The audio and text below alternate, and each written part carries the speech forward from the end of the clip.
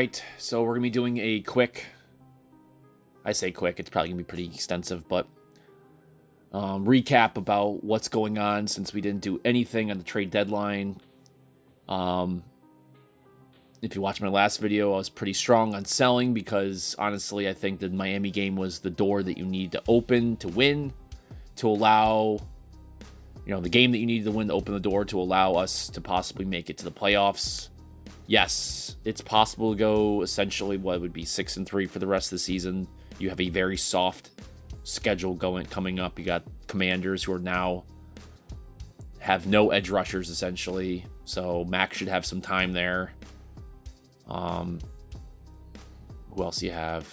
You got the Colts. Then you got what else? The Broncos. You got the Steelers is in there, which will be a pretty tough game. But and then obviously you're staring at the Chiefs and then the Jets towards the end of the season as well, which will be tough. But hopefully by then you've got this could give you a little bit of steam going into those games. You get some momentum going, teams getting a little bit more healthy, etc. But you also you have the Bills and the Chiefs. Yeah, this is gonna be pretty rough. Now, is that possible? Yes, it is possible to somehow turn this thing around and kind of, I would say, in many ways, limp into the playoffs. But to me, the fact that they were, the rumor that they were Chase Young was possibly coming here for a third, which we'll get to that in a bit, kind of makes sense. We could talk about that, but I think the loss here is now that you kind of have to win, guys. You have to win because the choice of not selling, where you could have sold and still won, I think in many cases. Selling a few pieces and still having a fairly competitive team and going for it, I wouldn't have hated it.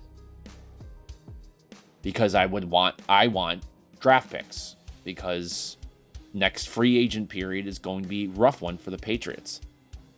Again, we have a large chunk of your 53-man roster being up for free agency, and some of your best players will be free agents, and those free agents are going to be near the top of their respective free agent classes for their position, meaning they will be expensive for you to re-sign. So that all that cap space and cash that we have will be soaked up pretty quickly, in my opinion. Right? And some of these guys are having good seasons. Yes, we can let them walk and possibly get comp picks for them in 2025, which is not guaranteed.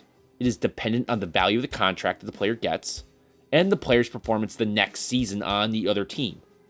So you're letting them walk, hoping that they play well for another team. Plus, you have to probably replace those guys in some way with a different free agent or rely strictly on the draft. Which means that the replacement free agent might actually offset the comp pick for the guy you let walk. We'll do a quick example, Jacoby versus Juju, right? We let Jacoby walk, we got Juju. Those are going to be, even though on stats and we know what's going on, those are equivalent comp picks, so they offset for us, right? We got somebody in return. We don't get anything for it. The 1-for-1, it doesn't even have to be comparable. It just basically has to be for 1-for-1. So if we let Jacoby walk and we had a good wide receiver to replace him in the draft, or we just did, in this case, we probably did, and we just didn't sign Juju, we would have a comp pick at least coming this offseason. Now, trading some of those upcoming free agents before the trade deadline would have provided value now. We know the value of our players now. That's important. We know what they're worth now. You have the market out there. We also know we have a good idea, I should say, of what the value of the 2024 draft prospects are. There was an established market out there for your free agent players, which could have been a good or bad compared to previous years. But hey, sometimes you have to unload a position in a bad market to extract any potential value to possibly be used in a better opportunity. It could be going to zero and you're just going to hold on to it. Selling at least a little bit, you can get something out of it. You can cash it in some way. Move it someplace else and maybe you recover some value somewhere else rather than just letting it go into zero and just hoping things go right. You could still get something out of that player for the next few games or for the remainder of the season and maybe get a comp pick from next year. Or maybe they might want to come back and re-sign for a team-friendly deal despite being, courted by probably the remainder of the teams out there looking for any sort of decent players at offensive tackle, right? Onwenu and Brown will be courted next season if we don't sign them immediately. They know it now. Now they can ask for it. So, what would be the better opportunity? Well, the draft. Why? We have a good idea of what those players can do. We have a really good idea of what they would cost us too. That's important. What they can do for the cost. You want as many good rookie contracts on a team to ensure you're getting the most value per snap for players. I know people don't want to talk about Excel spreadsheets and stats, but you have to kind of run the team like it. The team is a business, right? And the players are investments within that. It's a portfolio. Great teams have amazing players on rookie contracts. Yes. Think about it. Your best teams in the league have good players on rookie contracts. If the player doesn't work out on that rookie contract, fine. You let them go after their first contract. If they do, maybe you sign them or you trade them before that value is ultimately lost. Don't let that value of that pick and player drop. Trade when the market is hot for them. Take the profits, which in this case could be more draft picks, right? And compound that player's usefulness, that previous player that you got the draft picks from, compound their worth year over year to amass a great team. If you're good at building good teams and having good draft picks, you're able to trade that off, get more value, and you're compounding it year after year. Great teams compound great talent. 49ers have a lot of comp picks next year. They paid for that Chase Young trade basically with a comp pick. Think about it. I mean, now they have to pay him in terms of cash, but what they need to do to afford it was a comp pick. And the funny part is that they'll probably get the comp pick for him, right? When they get the comp pick for him next year, yeah. Because now they have the contract, so if he does walk next season, he's probably going to get a comp pick for him in 2025. You have to see this. You're building a portfolio of talent. Roster building is acquiring talent. I know people want it like, yes, you have to pick the right player at the right time and build like a comprehensive, diverse portfolio. But if you can get value even in overweighted areas, that's fine. Just get the value because you can do something with it. Right? Get them out there, get them playing, do something with them. You have to be willing to press the buy button and the sell button to extract the profits and prevent losses. You can't have down years on your team in terms of your roster building, your free agency, your trading personnel. To me, the Patriots are leaving the trade deadline in deep red losing position. You are now forced to sign some of these free agents at a higher valuation for a third-round player that's going to get paid as well as a all-pro. Or you don't and they walk. And you're hoping to get a comp in 2025. I know I'm repeating myself, but you have to understand. There's a lot of hope in here now that you're leaving. You're leaving the trade deadline on hope in two different ways. Hoping either the season works out and you get into the playoffs with a beat-up team that doesn't even have their best players. You didn't get wide receiver, so I don't know what you're thinking. Your two best players, Gonzo and Judon, are out basically for the season. I know Judon may come back, but gosh, I'm kind of just like, please don't. For him. But it's all these things we don't know if it will occur or not. They're positive there, like, hey, things will work out. And if we don't re-sign these guys, we'll let them walk. We'll get a good comp pick for them. You don't know that. There's only 32 comp picks. There might be a few extras or something now, but it's supposed to be 32. And, I mean, teams that unload and draft, if you unload and draft, you will get comp picks, right? But if you let your guys walk and you just bring in other free agents, you basically don't get any unless you unload more than you bring in, which they might do. But then it's not the best of the situations. It's the worst. You get the worst of the picks, not the best ones. It's the remainders, really, right? Or I guess you could just sit there and sign different free agents again. Again, reminder, just think about that Jacoby and Juju situation, right? We let one walk, we sign another one that's about equal value, but look what happened.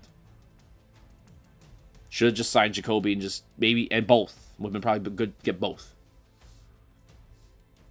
You're still going to pay and get bad players and not get the comp.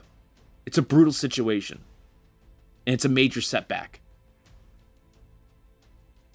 So what happens if you have a busted draft pick then? I mean, that's a problem, right? We get all these draft picks.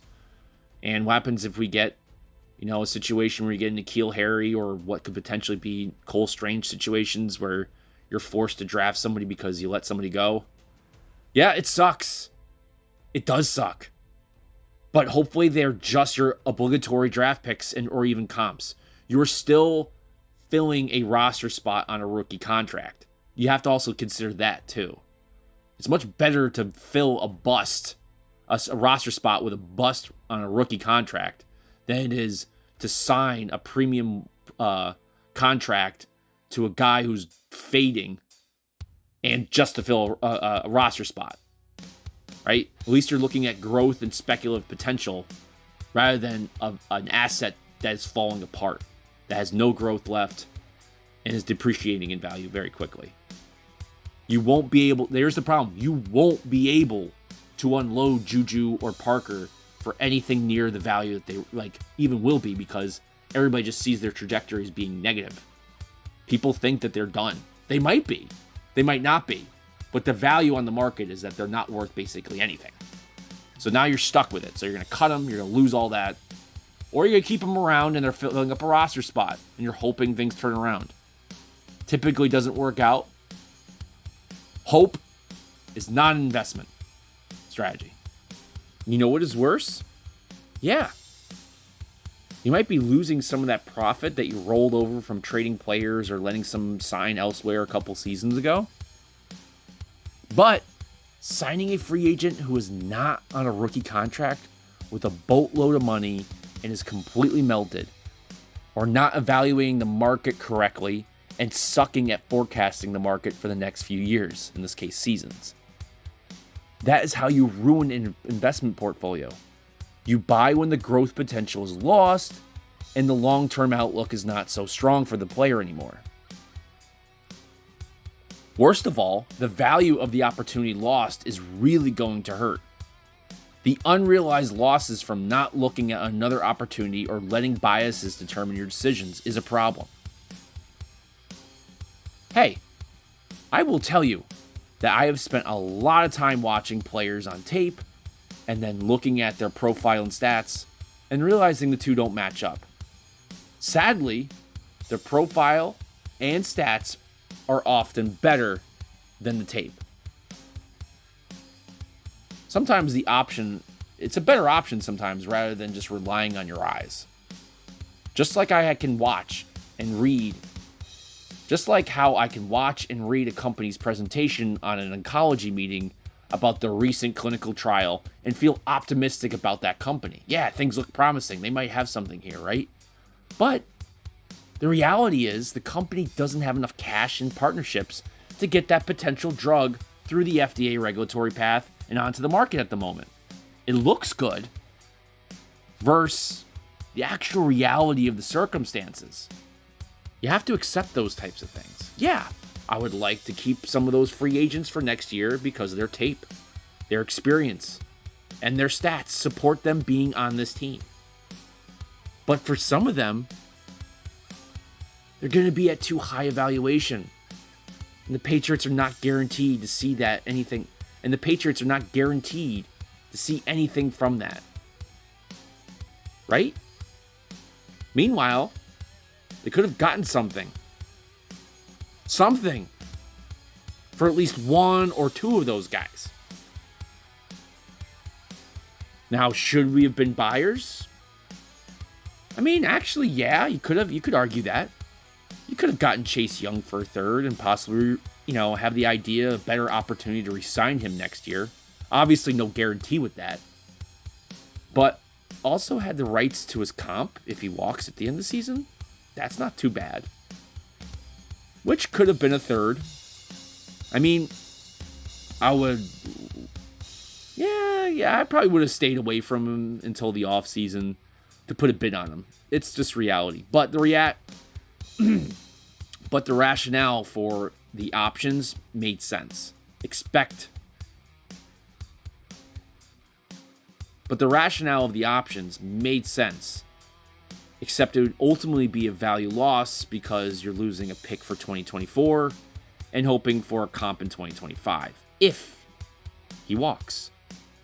Plus, you're probably going to end up overpaying for an asset next year in a player portfolio that is too top heavy in depreciating assets. It's time to a rebuild, right? You're flowing through. You don't want to have the dumbbell, which is you got too many young and too many old and not enough in the middle. I understand that. It makes sense.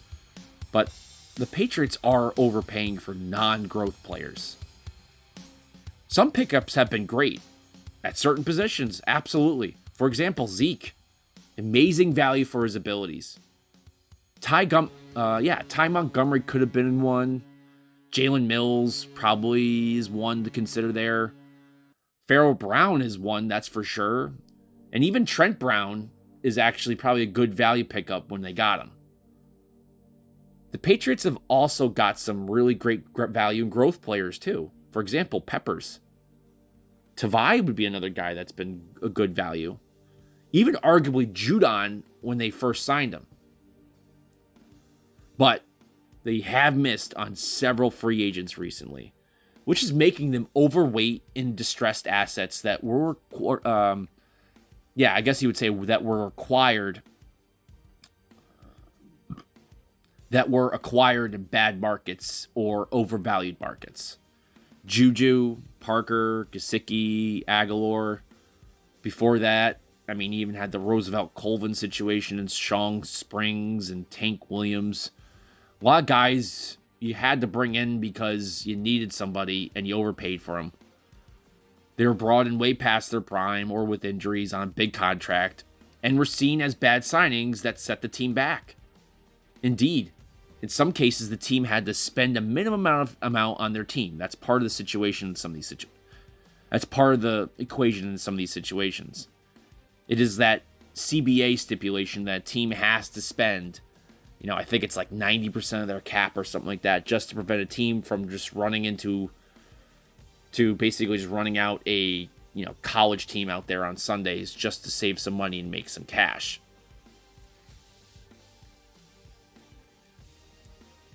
I think that was the case with Aguilar, Bourne, Henry, and Jonnu a couple years ago.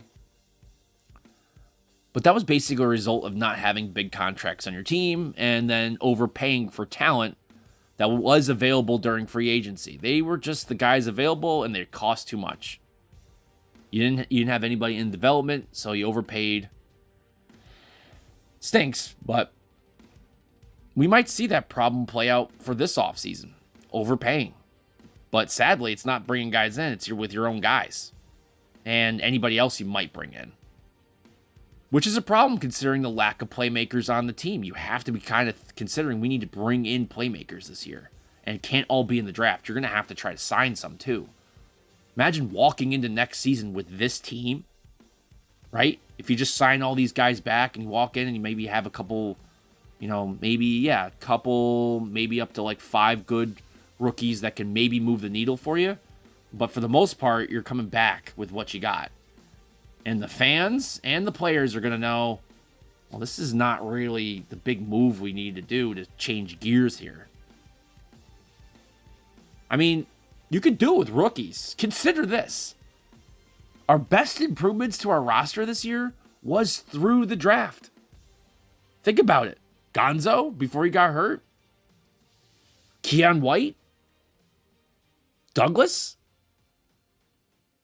Ryland's been solid. I'm not saying he's better than Folk right now, but he's solid. He's got the leg. Things are working out. Most of his problems have been, I guess, with the long snapper. Behringer has had some bad punts, but he's also had some amazing punts. He's getting in there. And things are, both of those guys are trending in the right direction. I think the So and Mafi pickups were solid. Bolden was trending in the right direction before he got injured. I mean, we don't know what happened with Amir Speed, obviously, but had to let him go for the roster situation, and he got picked up, unfortunately. We don't know what Booty can be. Could be a good value pick, but we haven't really seen him. Same thing with Mapu. We just don't know, sadly. Same thing with Jake Andrews. We're not really sure on him yet. But point being, these guys are contributing. Some players are essentially your number one at their respective positions. So we should hope that we can repeat that again in this upcoming draft. That's why I was kind of hoping we would have at least one or two more picks coming into this draft. It's a loaded draft, guys. I know if anybody's been listening, I've been harping on it. It's a loaded draft. Anyway, let's take a look. Do some mock drafts here. So we could just see what happens when, for example, let's hope that Onwenu and Duggar come back. So we don't need another guard. We could maybe argue we don't necessarily need 2 tackles, right? Let's just say that. We don't need 2 tackles in the draft. And we don't need to pick up a strong safety.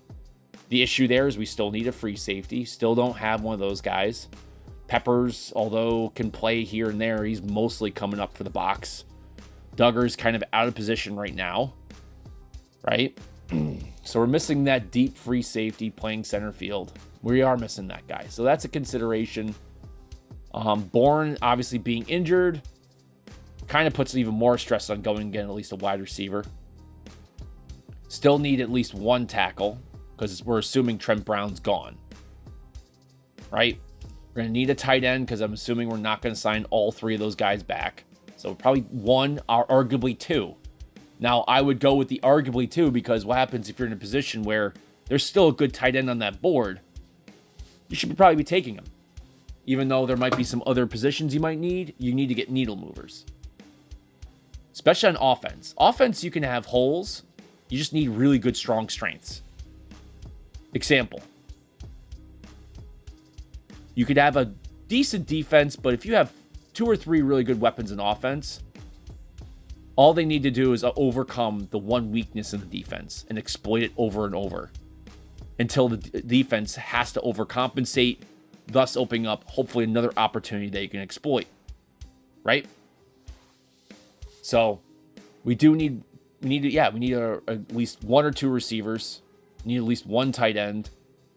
You're going to need at least 1 free safety. You're probably going to need to go get at least 1 edge player, because we don't know what Judon's doing with his injury, how well he comes back from that. We also probably going to be losing Uche. And even then, these are needle movers. Your edge players are needle movers, right? There's some defenses right now that are weak in the secondary, but they just have a guy who can get to the quarterback so fast that they disrupt every single play, right? So edge is a big needle mover. One could say arguably probably third most important player on the team. Anyway, let's get moving on this. We can at least talk through this. We're still at 5. Well, we were at 6, now we're at 5.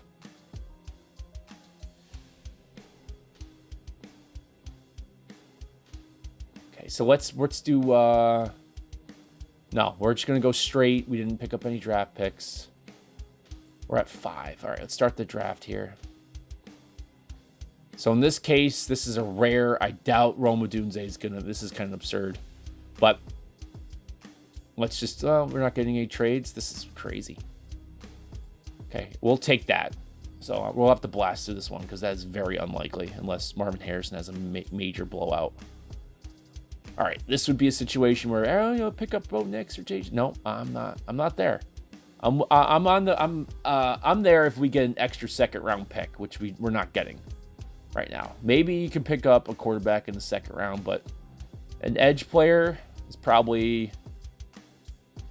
See, to me, JT Tuimoloau is probably a little bit better than Jordan Morgan in my evaluation.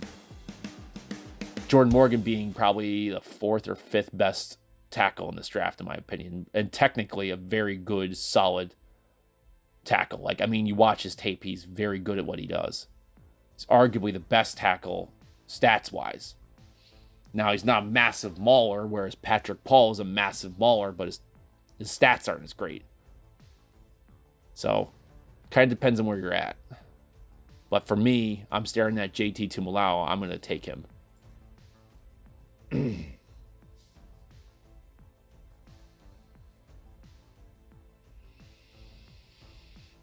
Third round, if I can get Riley, I'm going to get Riley. There's your developmental quarterback. He's still very raw, but he has the physical talents.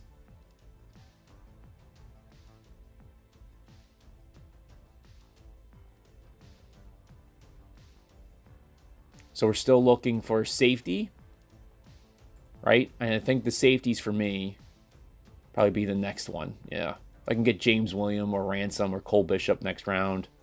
All these guys are solid. Jalen Simpson's very good as well.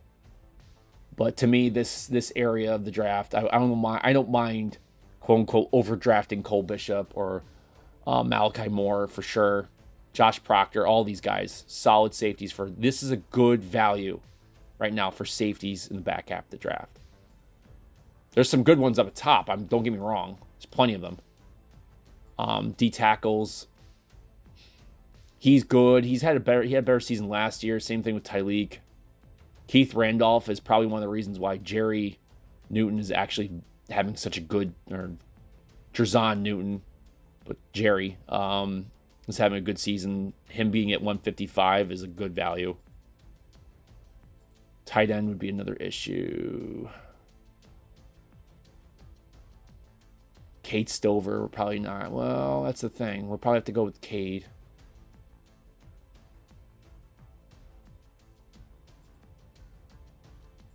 Actually, let's take a look, because sometimes they have them as these corners that would be... Yeah, okay, there we go. See, Makuba plays safety. Am I better off getting Makuba? Ray Davis is a good pass-catching running back. He's having a good year.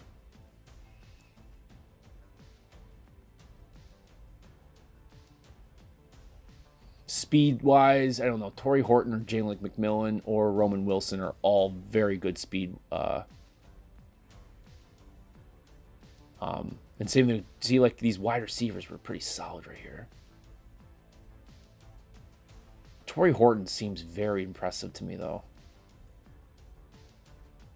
I might have to go Jalen McMillan or him.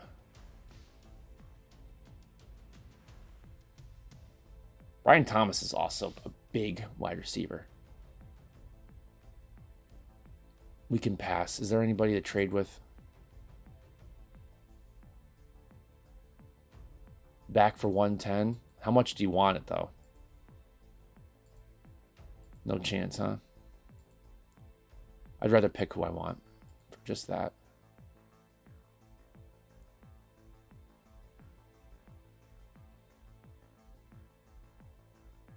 Let's take a look at running backs. I just want to make sure that I'm not going to miss. I can get that pass-catching running back. Shipley's pretty good at that. Ray Davis is probably the better option, though. Shipley is a good player, though. Dude's fast.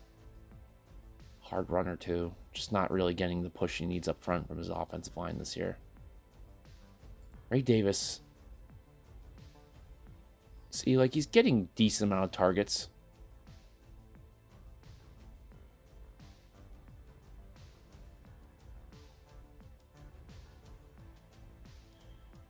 Not bad.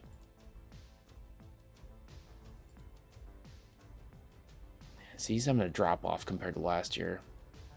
Just not getting the attempts, too. But the average is not that bad. I mean, it's worse, but not crazy. Not getting the goal lines. Receptions is down. But if you want to do that because he's having an off season because his offensive line is just not getting the push they used to, it's just in general, the offense looks a little, off. I won't get him at 142, though. He'll be gone.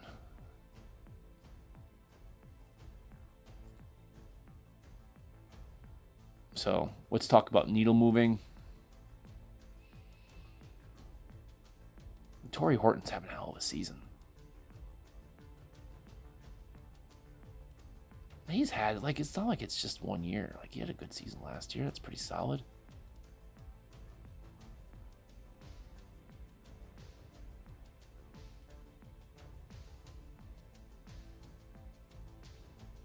A little bit more slot this year.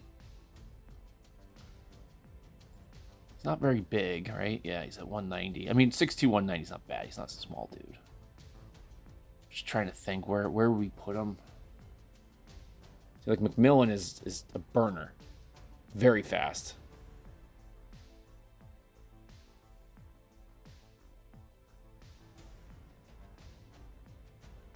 Injured, though, huh? I didn't know that. Oh, he missed Arizona. Hasn't been solid the last couple weeks, too. Came out hot. Hasn't been good. I mean, that's the problem. Jalen McMillan and Jalen Polk, and then obviously Roma Dunze, that. It's hard to always get catches, right? I mean, with that wide receiver core, you're fighting for it. But that's not an excuse. I mean, Brian Thomas has Malik Neighbors, whose stats are the best in the league now. Roman Wilson's having a great year.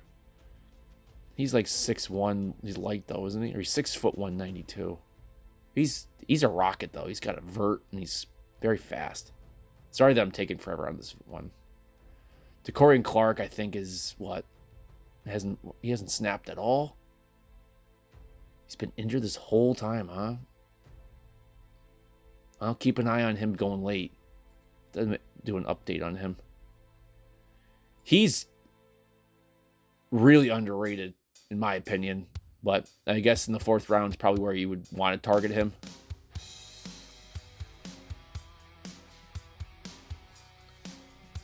All right, let's look here. Do we go tight end? I also would like to get Cooper. This is where having those extra 4th round picks would have been really nice, guys. I know that's not where these guys are going to be drafted, but you're going to run into a lot of 2nd and 3rd round talent spilling over into that 4th, early 5th. Most of these guys I would consider Blake Fisher, late 2nd, 3rd. DeCorian, if he was healthy, probably a 2nd or 3rd round pick. Pearsall, again, kind of a 3rd, 4th. Mondin, probably again, 3rd, another 3rd. You're getting these guys now, and this guy is. I mean, some of these corners are probably 3rd round. Moose Muhammad, crazy. All right, so let's do this. I'm gonna be the smart decision. I'm just gonna take Ray Davis.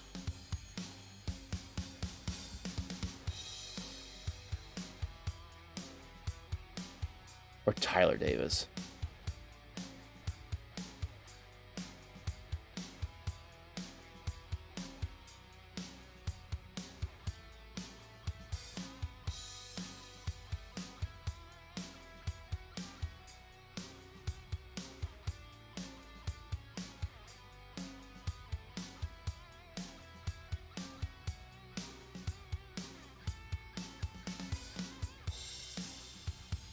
Junior Colson's another guy I'm looking at, too. It's crazy.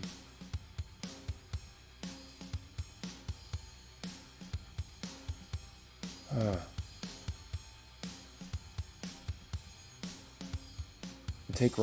going to take Ray. Probably a better option. Guy can catch. He's a good hard runner. Jalen McMillan's still there. These guys are still there. Value-wise, got to take Jalen McMillan. Got to. You have to. 5th round, you're picking up some guy who can possibly play in the 2nd. Could have been a 2nd round pick this year if he had the targets. Needle movers. Yeah.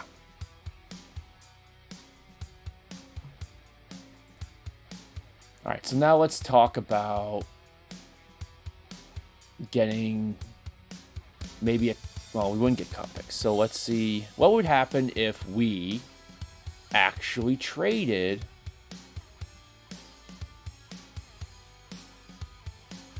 Josh Uche for like a fourth to anybody, right? Let's just do Josh Uche for a fourth. Because we don't really need Josh Uche next year. We have Anthony Jennings, and you can pick up an edge rusher in an upright edge or an outside linebacker in this draft. For example, Chris Braswell from Alabama. Perfect. Guy's a beast, having a good year.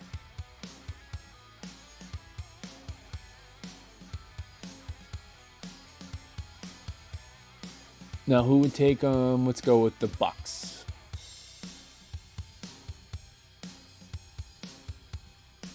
Likely for a third. Let's just say we did that. And then, so you guys are getting the comp for it. In return, we want fifth next year or fourth. We'll do that. No? Sixth. Got it done. Trent Brown. I probably wouldn't have traded Trent, but let's say Gesicki. Yes, it would be sabotaging your offense to a certain extent, but let's be honest. I like Gesicki. I don't think he's getting a fair shot at all, but let's just do this. Who needs a tight end? Texans.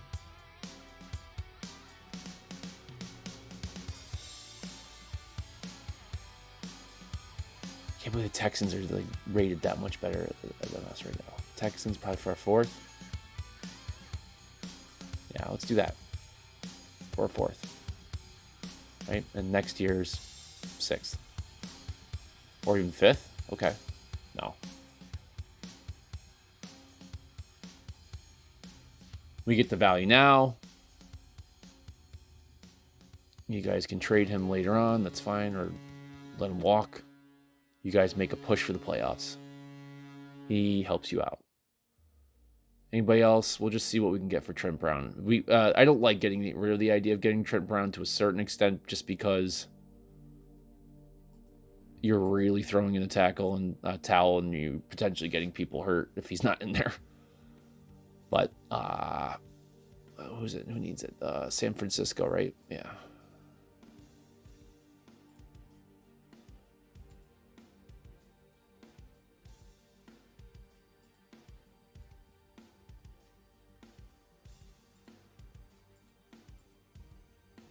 Huh. They don't want to have him at all.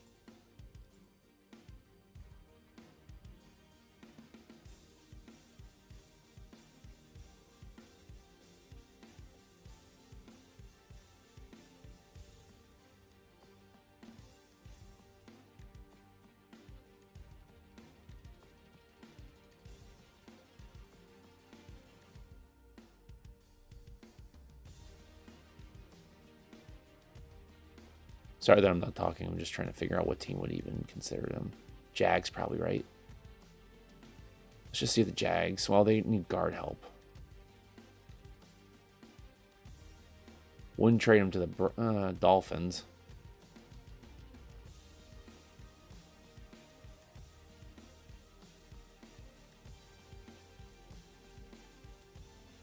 Maybe we'll just move on from that. Crazy because it's like, who doesn't want to tackle, but it needs to be a team that's going to want to have them for next year. Or they're making a good push this year, which, I mean, well, 49ers are kind of out on things anyway because they just spent, well, they have a lot of comp picks. They do. All right, let's just move into the draft for this one.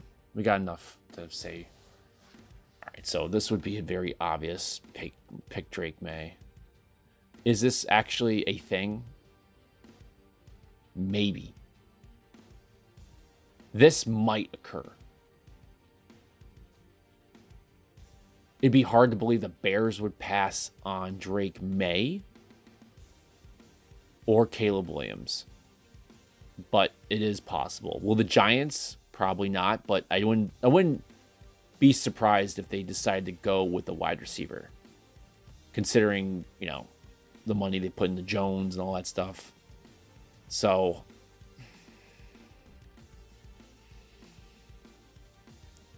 let's just use it. Let's just assume.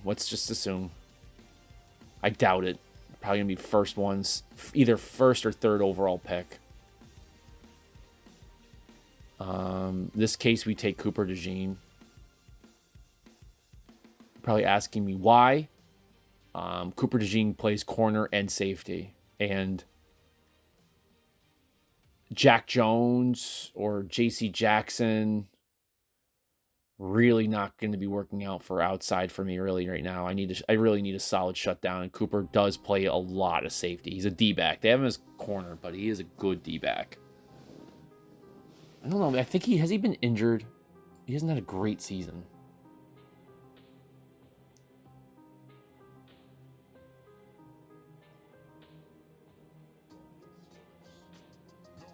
Yeah, he's not nearly having as good of a season he did last year.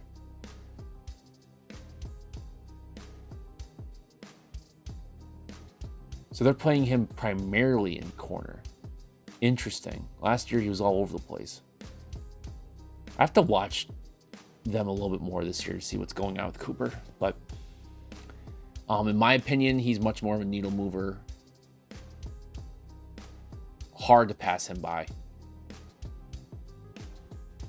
If I'm wrong, it's not that it can't be wrong with that pick. It's just he checks off he adds depth. Like, it's okay. Like in this case, it'd be like, oh, okay, Mills can walk. He can finally unleash Peppers and Duggar to do their thing a little bit more. Like, you're amplifying the defense because he can play back there. And the thing, yeah, so if he plays safety or if he plays corner, whatever, figure it out. We are historically a hybrid player on the defense for D-backs. You play wherever you're needed, right? We got guys all over the place. He fits right in there. 69. You got Drake. So Antoine Wells Jr. at this is actually a pretty good value here. Also like Rook at this, and Trotter's not bad. Billy Bowman I have to watch a lot more of. Barrett Carter's solid. He hasn't had a great year in terms of coverage. Yeah, it's not that good. Forced incompletions, though. I mean, I guess he's having an okay year. I thought last year was better. Him and Trotter just not having a hot year. That Clemson defense in general, like Rook's not having nearly as good as he did last year too, right? Oh, he's creeping up. He's got sacks. This guy you got to watch out for. I really like him. DJ James. I know you're probably just crying that I'm looking at defensive players, but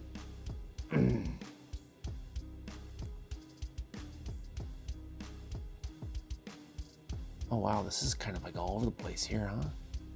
Kingsley got drafted up high. That's fine. I can pick these other tackles in here. Troy's pretty good. He was more of a guard though. So let's do. Antoine has had a good year, but not. Yeah, see, I was gonna say his last year was much better. He's just been injured, so he'll probably drop.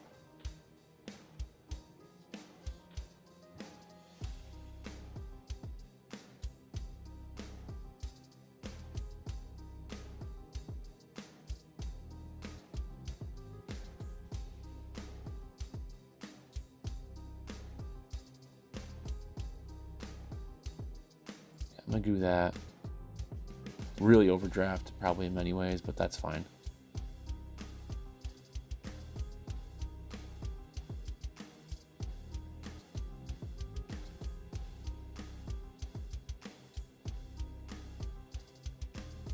Get some Kieran. This guy's really good if you guys can watch him.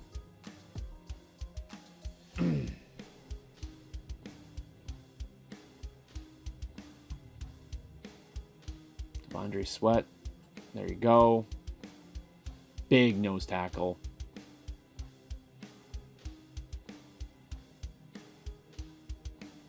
Pick up. Do I go with Audric or Kamara? I'll also go with Blake Fisher here too. It's a beast. I don't think the edge. I think edge might be thinning out though for me. There's. Well, let's take a look. Is Caesar still there? I might be able to get Caesar or Linton. Jordan Birch down here. Jordan Birch I really like. These guys down here I also, for their value, if we can get them that late, awesome. Nelson Caesar is really impressive. Turner's good too. I mean, so we can probably wait on that. What we can't wait on is probably picking up another wide receiver. Trey Harris is good. He's having a good season. 6 foot, right? 6'2", 205, big heavy dude. This guy's having a great season as a running back.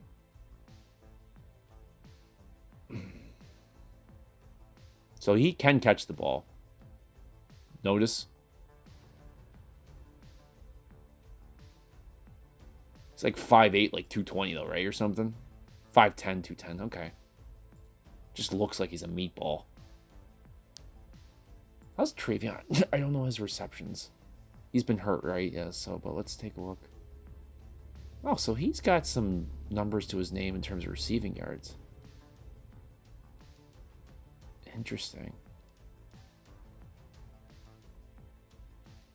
Estime's showing up better this year. He's one of the, yeah, look, I mean, look at his numbers. It's crazy. Not enough receptions, though, but look, I mean, gap attempts. This guy moves. Does what you want. This kind of fits how you guys run the ball.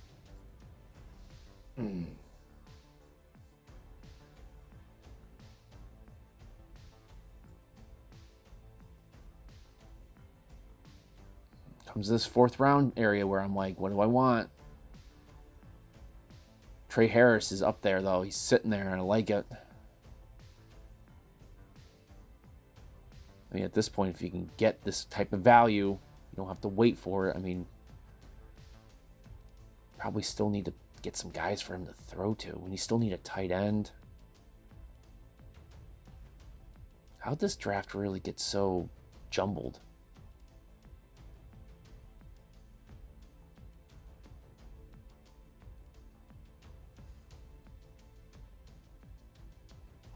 Yeah, I guess we have to go with Trey Harris here.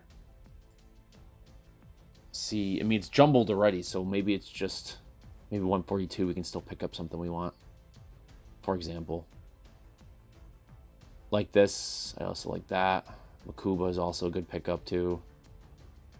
BB would be a great pickup for the tackle position, or for the guard position if you want to move on when out.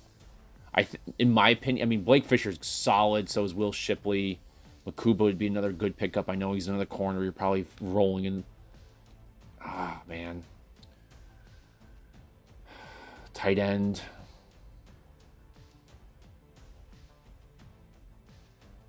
How's his numbers shaping up? Not that good. Huh.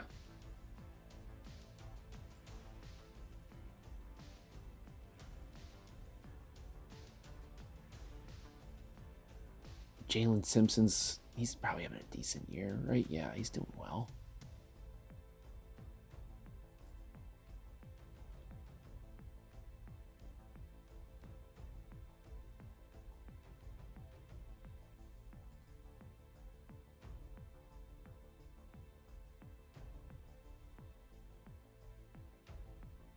Not really having, he's doing okay, right? Yeah. Just a good right tackle. I might go with Blake Fisher.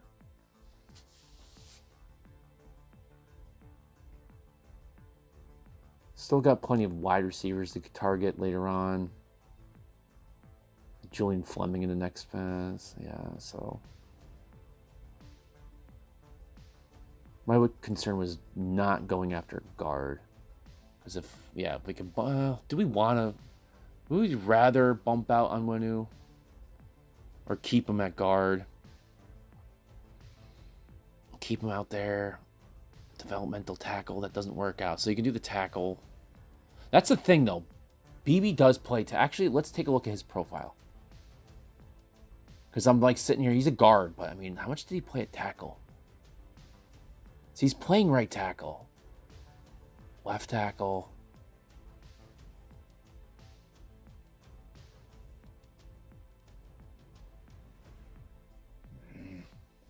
He's such a good player. I don't think you'll get him down here. So if he's down here, we're getting him. I think he might be a second or third round pick, really. PFF, I don't know. His versatility to play multiple positions is just too important. And he's just an absolute beast. Okay. This, in many ways, might be one of my favorite mock drafts I've ever done. At least for this season. Or this potential NFL draft. And that's honestly just because we lucked out. I mean, the PFF definitely ran through some weird things. But you know what? Like, Drake May is probably the weird one. Cooper DeJean might fall because he hasn't had an awesome season. Yeah, we overdrafted Michael Sturdivant, but I think he's going to be higher than... Because if he comes in, if he does declare, he's probably going to get picked up pretty early. Because he's 6'3", runs like a 4'3", has like a 40-something inch vert. His stats are the only issue is he has some drops. But, I mean, the raw material's there. It wouldn't be a bust in the third round to get him. Kieran is a monster. He goes to Yale. He's just going to be overlooked, but solid tackle. Getting Tavondre Sweat, big-time nose guard. 6'3", like 360 something, but can move. Having a great season thus far this year. Probably not going to get him in the fourth. Trey Harris, solid receiver. Can move him different areas. Good on the outside, inside, doesn't matter. Just adding some depth there. And then Cooper would be a good backup. Now, what else I would look for is probably another edge. Well, we get an edge player later on, which I didn't go over that. There's a lot of edge guys left. Outside linebacker. Probably going for another D-back here and there. Running back would probably be towards the top of the list. But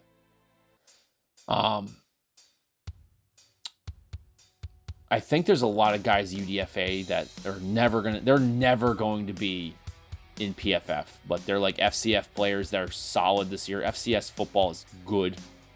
Very good. I think you can get another running back there. Laub from UNH looks really good. UAlbany has two good outside, two edge players, a linebacker, and a wide receiver that you should keep an eye on. North Dakota State University has a good wide receiver. Holy Cross has a couple good wide receivers and a linebacker. Who else to take a look at? William & Mary has a good linebacker. There's just, the FCS, you're going to find some guys that probably are draftable. Like North Dakota State, they have a good set. Well, yeah, they have a wide receiver, a couple wide receivers. South Dakota State has a good tight end. You can find a lot of good value in the draft and then also in UDFA. But you have to go after. You got to be aggressive with it, guys. Anyway, I'm going to close it up after this. Kind of see what you can do is you can revamp your team. You can let a lot of these guys walk. Mills we can let him go. If you can get a couple couple wide receivers in the draft, you'll be fine. You can let some guys go. You can cut some guys. It's okay.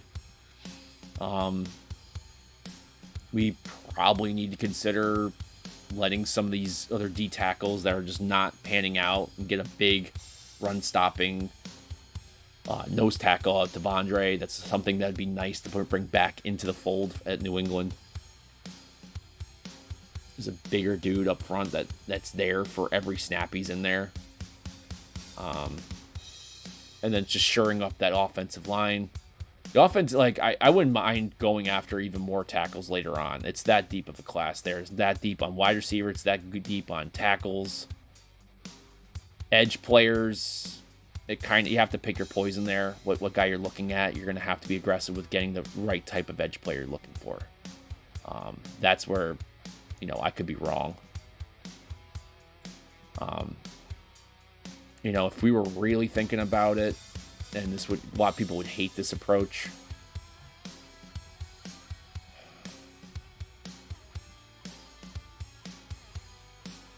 I can't pass that. You just can't. You can't pass that. Why can't I draft them? This is they just PFF's just that's just too good. But let's say second round, you have to go after an edge player.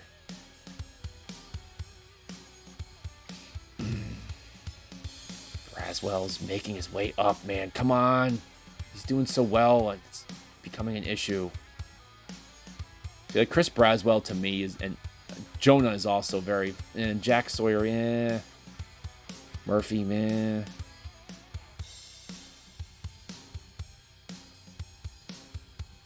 Yeah, if you're really looking for that beast upright, because outside tackle, he's been already over tackle, okay, but off ball, Chris Braswell is impressive.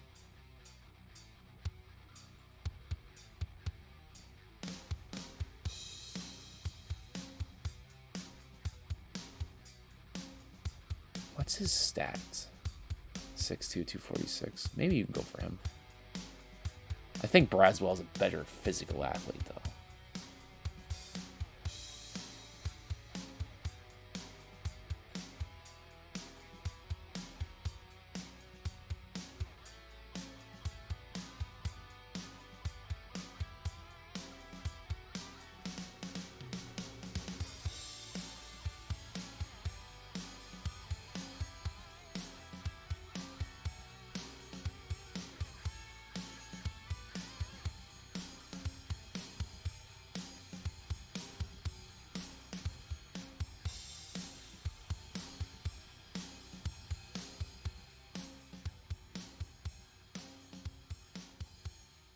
That's my guy. It's one of my guys.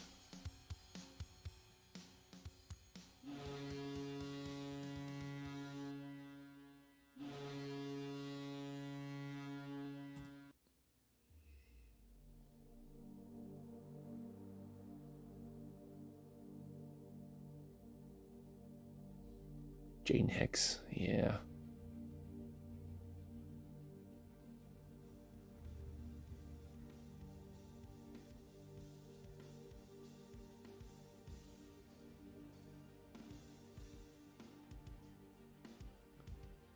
Zach Zinter actually plays both guard and tackle. Let's see his breakdown. I know he's playing mostly right guard, right?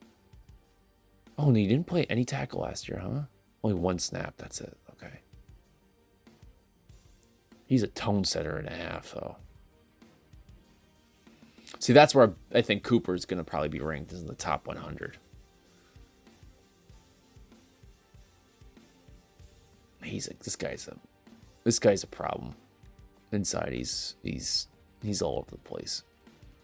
See, last year they had him playing all over the place as an edge. Kind of has a Micah Parsons. I say Micah, it's Micah.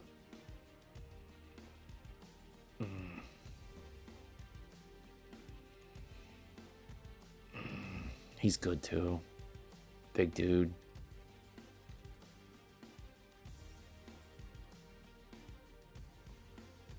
Yeah, see, that's the thing. You just can't pass this Devondre Sweat guy. You can't.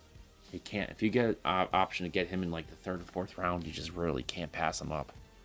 If he changes your defense, when he's in there, yeah, the offensive line has to be oh, what the F are we doing here? Oh, gee, if I can get JV and Cohen here. Wow. He's playing left guard mostly, huh? This guy's a monster.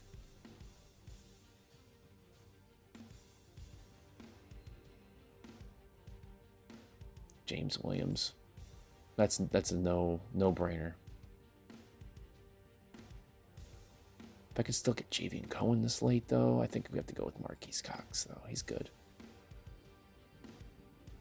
Not a great year thus far, though, huh? But big boy. Knows what he's doing.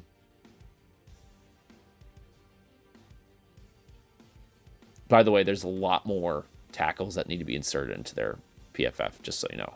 I'm stretching for him, but there's other guys that need to be put in here. That being said, though, it's hard to fit them in. They're at 200 prospects, so it's not like PFF is going to put in 500 guys on their big board. You got to go really digging for these guys. Not that PFF doesn't, but like they don't need to. They have a product. Like they're not going to hire like another dozen guys to go digging for what end. They're getting their money regardless. It's a business, right? Not a service. Yeah, I'm good with this. Yeah, you're still weak at the tackle position, but get somebody like him, obviously him on your team. There's your Uche replacement. There's the guy who's going to push Mac in the 4th round. Absurd. Big D tackle coming in. There's your deep safety. He's like 6'5". Obviously can play in the box as well. But he's not getting his... I mean, he's having a good season, but his counterpart's Cameron Kitchens. I mean, like the best safety in the best deep free safety in the draft. So it's hard to like, it's a good defense in general too. So I mean, it's not like you can be a standout easily. Cox, I'd say the tackle's obviously a hard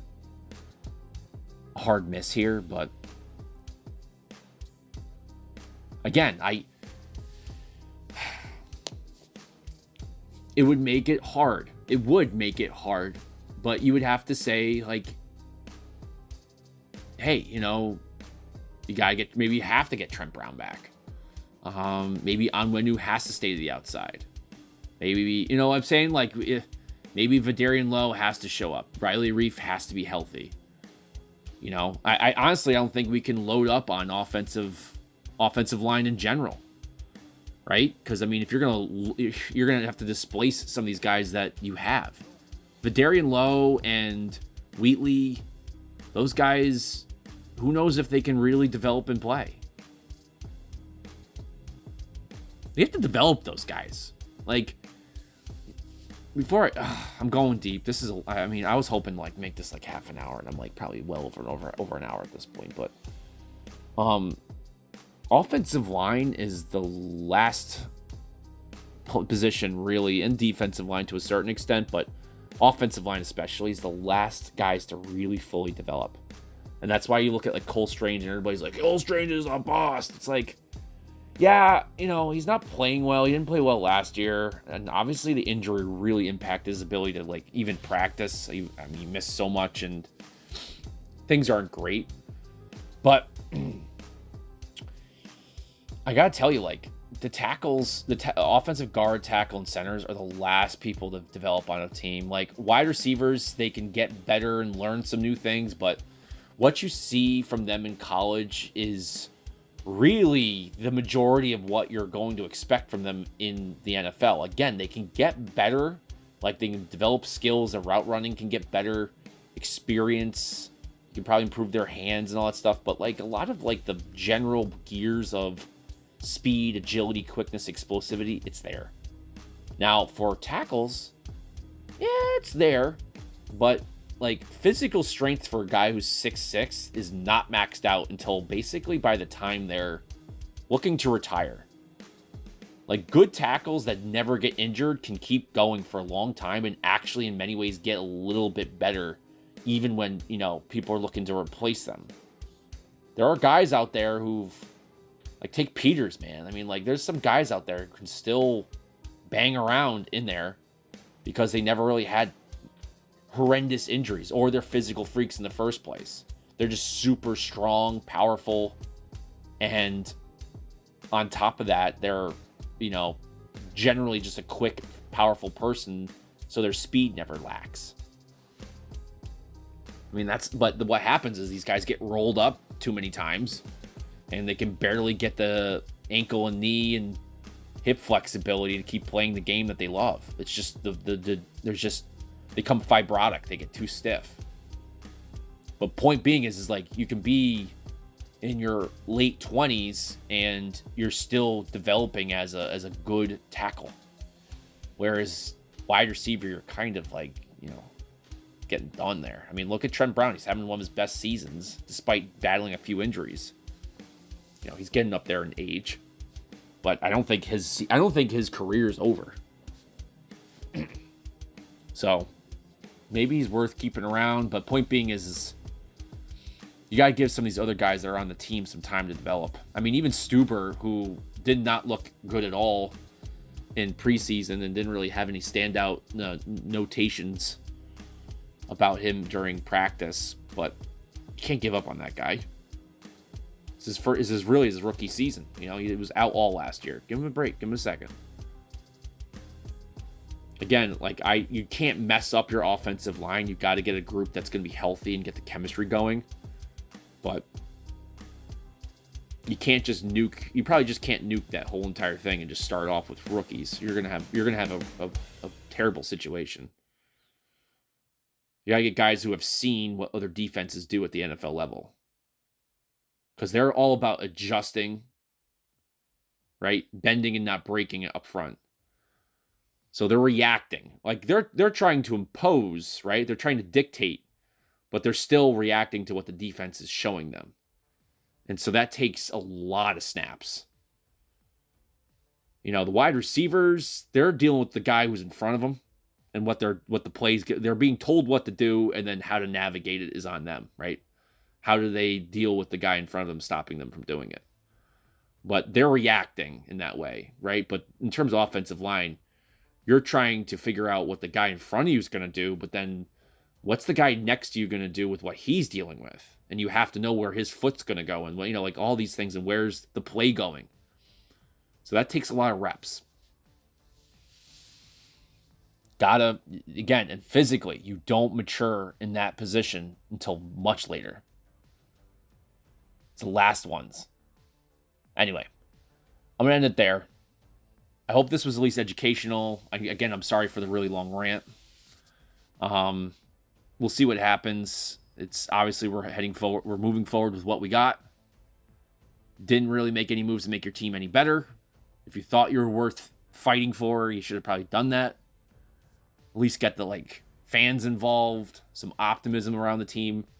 Although I'm, the business side of it is telling me you got to be looking for value and trying to do your best to not overextend yourself and save that money for when there's an opportunity to make a move and buy something big when you need it, when you're capable of doing it, and when it's a healthy financial move. But at the same time, this is entertainment. This is entertainment. There is no, the investment doesn't mean anything unless it brings in revenue, right? Ultimately. And that's done by having people excited about your team and buying tickets and getting viewers and all that stuff. Yeah, the Patriots have a really tough fan base that's probably not going to really go anywhere. But you never know. If it becomes that frustrating for teams to say, fans who are pretty well educated, for New England fans are pretty well educated, to watch a game and know that something ain't right here, right? And then you can watch other teams just go out and make moves. And here's the thing. I'm not always saying that these teams that go out and make aggressive moves, but they're acting like growth portfolio managers. Where there's an opportunity and there's a trend, you follow it until it's done, and you jump, and you're on to the next, and you're moving, and you're looking for the next way to move all the way up, right? Boom, boom, boom, boom, boom. Jumping elevators, right? Rather than taking the more pragmatic, just going up the stairs, cheaper, better way of doing things, and more secure, right? Less likely to break down. But if you want to win now, that's what you're going to have to do. And it's not always great to be like, oh, we don't want to win now, guys. We're you're not going to outwardly set a press release like, we're really actually thinking about like that 2027 time to like really look like we're going to be hot. Maybe if all the things go well these next couple years with what we think we're doing. I mean, I'm glad that people are looking far ahead maybe in that way. Like, hey, we should still think down the road. But yeah, if there's an opportunity to make yourself better now, and that's the way you're trying to manage this team right now, you got to do it. So, double loss. Double negative. Deep in the red. Not sure what we're going to do to get out of it. Kind of just folded, and now it's all hope. Right? Hope that your free agents come back. Hope that you get comps for the ones that walk. And also hope that you can possibly win out and find your way to get into the playoffs with a team that's down 3 of your best players. All right. Thanks for listening, and thanks for watching.